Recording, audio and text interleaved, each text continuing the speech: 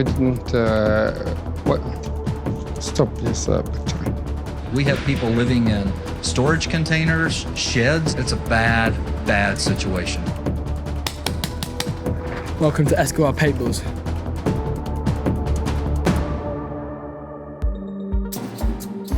President Trump revoked the security clearance of outspoken former CIA Director John Brennan, citing, quote, risks posed by his erratic conduct and behavior. Press Secretary Sarah Sanders read from a presidential statement suggesting that more Trump enemies are next. I am evaluating action with respect to the following individuals: James Clapper, James Comey, Michael Hayden, Sally Yates, Susan Rice, Andrew McCabe, Peter Strzok, Lisa Page, and Bruce Orr.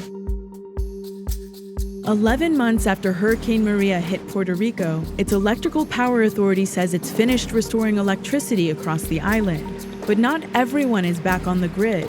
PREPA only restored power to homes that weren't too damaged and says it doesn't have authority to help those living on land controlled by the U.S. Forest Service. New Zealand is banning most foreigners from buying existing homes to help deflate housing costs, which have risen 60% in the past decade. Australians and Singaporeans are exempt from the new rule, thanks to free trade deals. After Twitter released a series of statements defending its decision not to ban Alex Jones, the company has banned both his personal and InfoWars accounts from tweeting for 1 week. The decision came after Jones posted a video telling viewers to prepare to defend themselves against Antifa and the media. So people need to have their battle rifles and everything ready at their bedsides, and you got to be ready.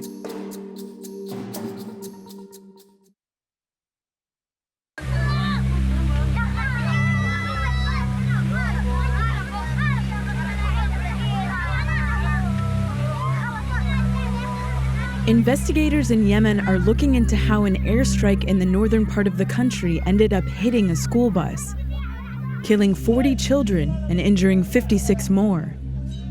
It's one of the most horrifying episodes in a grueling war that's already taken more than 10,000 civilian lives. A coalition headed by Saudi Arabia and the United Arab Emirates, with American backing, has been fighting Shia Houthi rebels backed by Iran, who control large chunks of Yemen's territory. And the coalition's most ambitious operation is now underway: the fight to retake the critical port city of Hodeidah.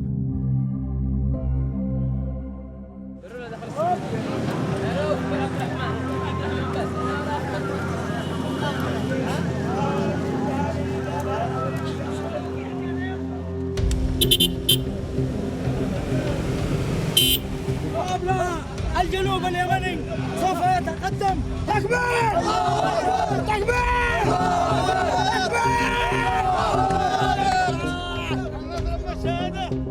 These men call themselves Yemen's resistance forces. They look like amateurs, and they are. But they're the coalition's main fighting force.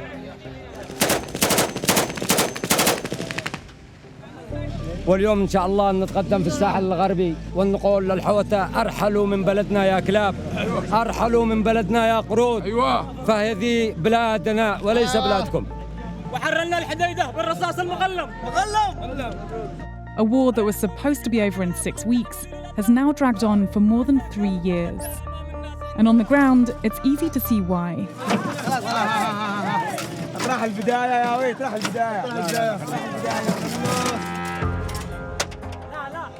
These fighters were preparing for what they assumed would be a simple task: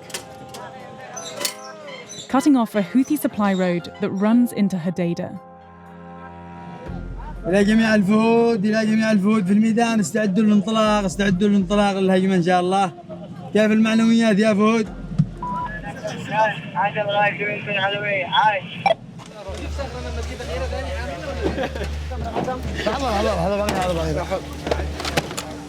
كم عد؟ 23-year-old Saeed al-Bayir delayed his wedding and put his life on hold to help defeat the rebels.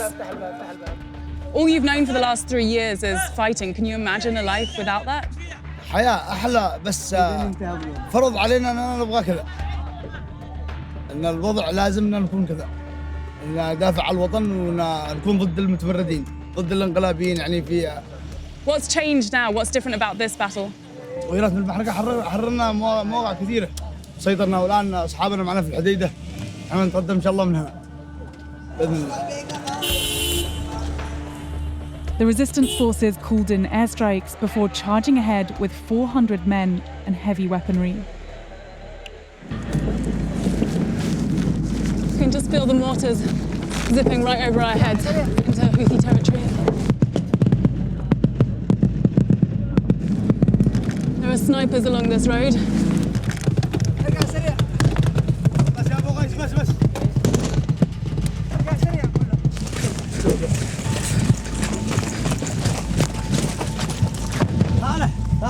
هديهم كلهم اللي يخافوا هنا ارجعوا هنا لا تخافوا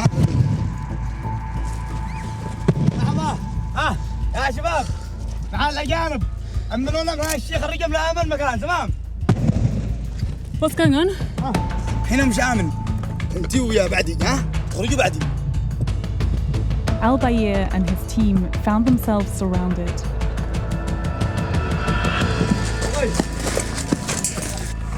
What can we hear now? Is that outgoing or incoming? مدفعية الهون لا موقع الحوثيين. لأن هذا الضرب اللي يسويه هنا أصحاب الحوثيين مش لنا. So do you think the Houthis are expecting this attack? يمكن عندهم استخباراتهم. يمكنهم يعلمون أننا معنا هجمة. هم أكيد مجهزين. That's why they set up these sniper positions? أكيد. The men held the road for just 2 hours before falling back, and wounded troops began streaming in to the local hospital.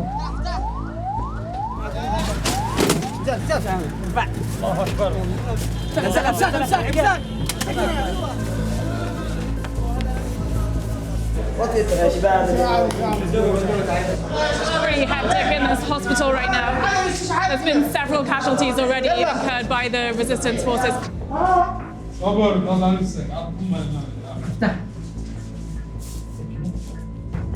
This day alone, the hospital received 38 fighters wounded in the battle. 2 of them died. And it wasn't long before the first injured civilian arrived. This case is very dangerous, very serious. 10-year-old Mohammed Jalmoud's home was hit by a Houthi mortar round. This is your son? What happened? ما ادري اتحروا عن البيوت داخل في البيت لا في الغرفه اتحروا من الشباك شباب خلاص يقطع ولا يشتد يقطع ان شاء الله يقطع الا عندما يشتد. Will he survive? Maybe.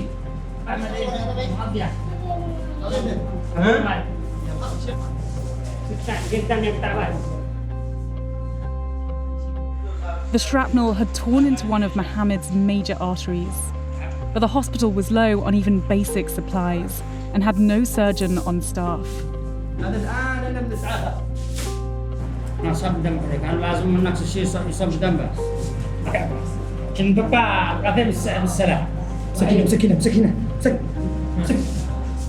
So the doctor sent him to a bigger hospital, a 3-hour drive over contested land.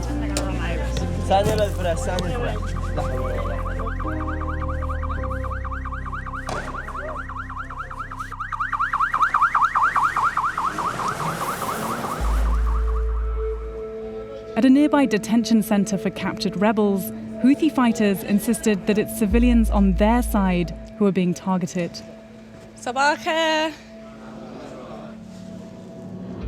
Why did you join up? سبب الطيران قتل الأطفال والنساء وخرب البيوت والمدارس والمراكز الصحية. هذا اللي خلانا ننطلق. حمية بنقاتل حتى آخر قطرة من دمائنا. نعم يخلينا نشعر بالغضب عندما يجي يضرب بيت جارك المرة الثانية بيجي يضرب بيتك. Is that the same for all of you guys? You all joined because of the airstrikes? بده له عمره 4 سنة. بده يروح لأجل يا أخي يعني الأطفال جحموهم. الطائرة تجي تضرب لك يعني قرية كاملة. ما هو يا رجال لو أنا أسحب على ركبي شخرج. The Yemen Data Project says that the area around Hodeidah has seen the highest number of coalition airstrikes since the conflict started. According to the independent monitoring group's most recent report, the majority of those attacks have targeted non-military areas. We were given rare access to an Emirati military base on Yemen's west coast, where officers direct coalition pilots towards their targets. How much of what goes on here is providing air support for the resistance forces? نحن نستخدم جهود الجوية للتحالف لعمليات إسقاط جوي لأنهم مصرين على إيصال المساعدات الإنسانية لقوات للشعب اليمني. I mean, that's not the only thing the UAE are doing, though, when it comes to air support. Obviously, they're sending out a lot of airstrikes, which has caused many deaths of civilians recently. We didn't stop this picture. It's just obviously a concern because there are a lot of civilians, thousands of civilians in Hodeidah and around the West Coast who feel like their biggest concern is the fear that the airstrikes are. Colonel Al-Qatari stopped the interview and asked his press officer for advice before eventually defending the coalition's actions. القيم وقواعد الاشتباك التي تنتهجها قيادة التحالف في العمل العسكري طبعا هي من أعلى المعايير التي طبعا تستخدم طبقا للقانون الدولي الإنساني. But thousands of civilians have already fled Hodeidah and the surrounding areas, trying to get out of harm's way. شفناها أول مرة لما راحت القطار بعدين ضربت علينا بعدين ما درت شيء مش حصل بخوف كثير. Which family members have you lost from airstrikes? أبي وأمي 3 أخواني وبنت أختي كلهم راحوا أبكت إلا أنا وأخي.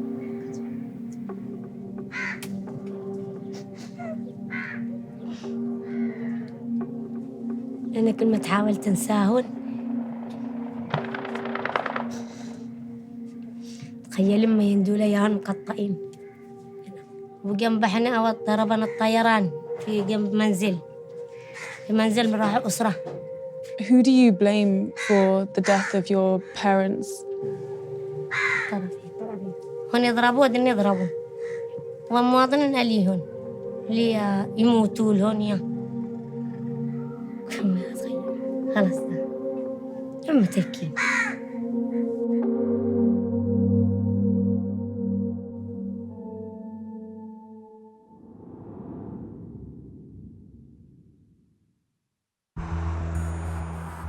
Even by Texas standards, this is the middle of nowhere.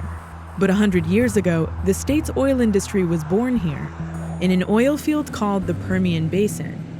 The good times lasted until 1970, the peak of U.S. oil production. By 2008, companies were selling rigs and leases. Then, fracking changed everything. In 2018, the U.S. broke a 48-year record and is on track to become the world's biggest oil producer by next year. This is like the modern day gold rush. This is the most active oil field in the world right now. We don't have enough workers to hire. This is like the Wild West. When oil is booming, it's almost impossible to keep retail workers. Jobs on the oil field pay 3 times as much. Even schools and hospitals are losing staff. Boom sanity is a definition of trying to keep your sanity during an oil boom. 2018 has just been absolutely brutal because the oil field companies will come in and they'll take up every young man that's available that has any kind of work ethic. As of last week, there's over 20,000 jobs available. 20,000. And if you're not making 100 to 150,000 a year in the oil field, you can't afford to live here. We have people living in their cars. We have people living in storage containers, sheds, if you will. It's a bad, bad situation. There's at least 50 of these. You probably can house about 1,000 men, 2,000 men. 99.9% of these guys are oil and gas guys. Sometimes there are 30, 40 acres of just custom-built double-wide trailers that are for men to come out here and sleep in while they're out here because there's no apartments. I mean, we have about a 40,000 home deficit out here. Some of these guys have criminal histories or recently divorced or newly married. They're out here just to make a life for themselves. You can rewrite your story out here if you want to. So those guys that are working on that rig floor, just depending, probably the floor hand, just starting out, He's probably working 2 weeks on, 2 weeks off, 14 days, 14 off. He's probably making $80,000 a year, working 6 months a year. I love this shit. When I first started pipelining, I had a foreman, and he asked where I was from, and I said, Austin. He's like, oh, you're one of them fucking snowflakes, huh? And I was like, no, don't you dare call me that, and it just kind of stuck. I started pipelining when oil was $35 a barrel, and it's at $68 a barrel. So it's gone up $33 a barrel. Once it hits 100, you're working every day. They're trying to get as much money out as they can. They're getting so much oil out that the infrastructure can't handle the volume. Last year, I pulled 86,000 and I walked away with 6,800. I blew a lot of it. My work boots were $550. Bought an Apple Watch. I like Oakleys. These were $213. No, gotta have the newest iPhone, all of that. Gotta have a badass truck. I took it in and got a lift, wheels and tires on it. Spent about $5 grand on it. So I've always wanted a lifted truck. So I feel like a badass now driving it, even though my gas mileage sucks. Snowflake isn't too worried about saving money right now. In April, 22% of the drilling rigs in the world were in West Texas. Yeah, I'll take a Michelob. You want beer?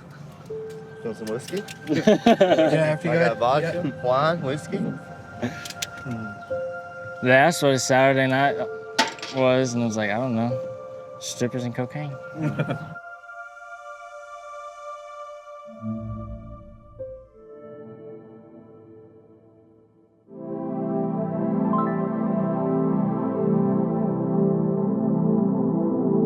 The entire West Virginia State Supreme Court was just impeached by the House of Delegates this week.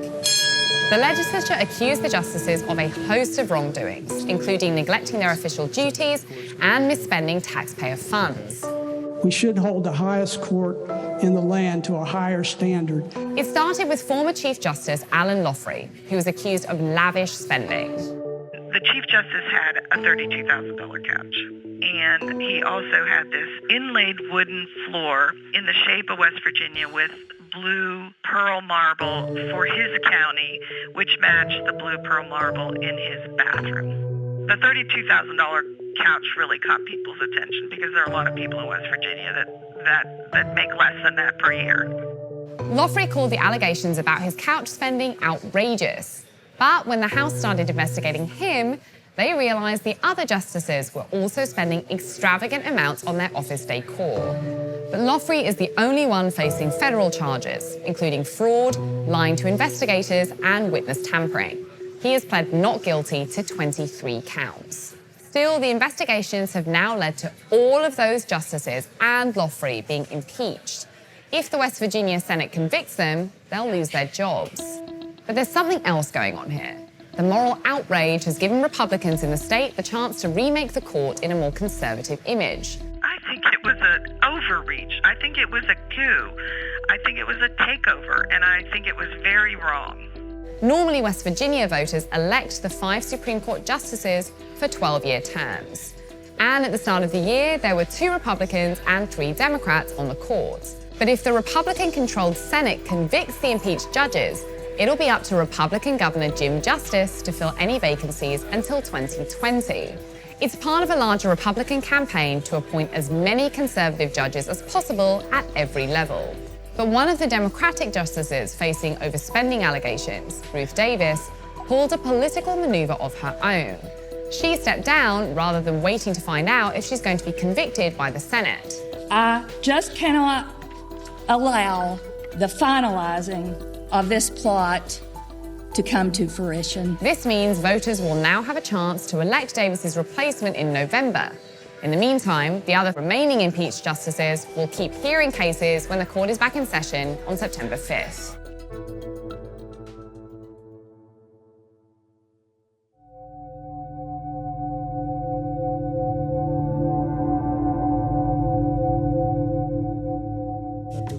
Pablo Escobar ran one of the most prolific drug trafficking cartels in history. At the height of his empire in the late 80s, Escobar's operation smuggled 80% of the cocaine that reached the US. In most of Colombia, Escobar is better remembered as a ruthless drug lord, responsible for at least 4,000 murders, including the assassination in 1989 of a leading candidate for president who wanted to take him down. Today, Medellin, Escobar's hometown and the headquarters for his operation, is a different city. Narco-terrorism has given way to Escobar tourism. From cartel-themed paintball, boat cruises and jungle rides, to narco landmarks like Escobar's grave. What is it about Pablo Escobar that you're interested in? They say about Pablo, he's a little bit like a Robin Hood. He's like the hero of Medellin. He did a lot of bad things, but he did a lot of good for the city too. Al patrón del pan. Al patrón del pan. Most of the visitors are Americans, hungry for the real-life locations that inspired their favorite cartel TV shows. All over Medellin, people are cashing in on Escobar's legacy, even his family. Queremos entregar nuestra historia, lo que a nosotros nos tocó vivir, entregárselo al resto de personas que vienen acá a nuestra casa. Among the commemorative hats and mugs at their souvenir shop, we met a Pablo impersonator. Yo soy Pablo Emilio Escobar Gaviria. Momentico, que el peinadito. Pablo, what is this? Este es el radio de comunicación con que yo me comunico con mis gente. The number of tourists to Colombia is up 40% over last year, thanks in part to a peace deal with FARC rebels that has made Colombia a safer place to visit. But tourists still want a glimpse of Colombia's checkered past. Medellin's mayor would rather move on. Ahí viene el metro. Y esta ciudad se ha venido transformando. Esta ciudad pasó de ser la más violenta del mundo en 1991 a considerarse hoy una de las ciudades más innovadoras del mundo. O sea que vamos avanzando. But what about young tourists still coming for narco-tourism? No queremos ese turismo del que viene con morbo y con irrespeto a las víctimas de la época del narcotráfico. Queremos es justamente que vengan a conocer nuestra realidad y que sepan por lo que pasamos en el pasado y cómo nos hemos transformado. The tourism ministry forbids official Escobar tours, and some sites linked to him are marked for demolition, slated to be replaced with monuments to his cartel's thousands of victims. Los símbolos son muy importantes. Lo peor que nos ha pasado como sociedad ha sido justamente lo que dejó este narcotraficante, la herencia maldita del narcotráfico. While the mayor tries to pave over Colombia's bloody image, he can't seem to suppress the appetite for narco-tourism. Welcome to Escobar Paintballs. The drug lord's crumbling mansion is privately owned, and there are no plans for demolition. The field rule, guys, is mask on, always. This young gentleman from Yorkshire is Pablo, and it's my job to protect him. Go, go, go! Go get him, Pablo, guys! Surrender, you piece of shit! Go, go, go! We're coming you up. Go, go, go. Protect her.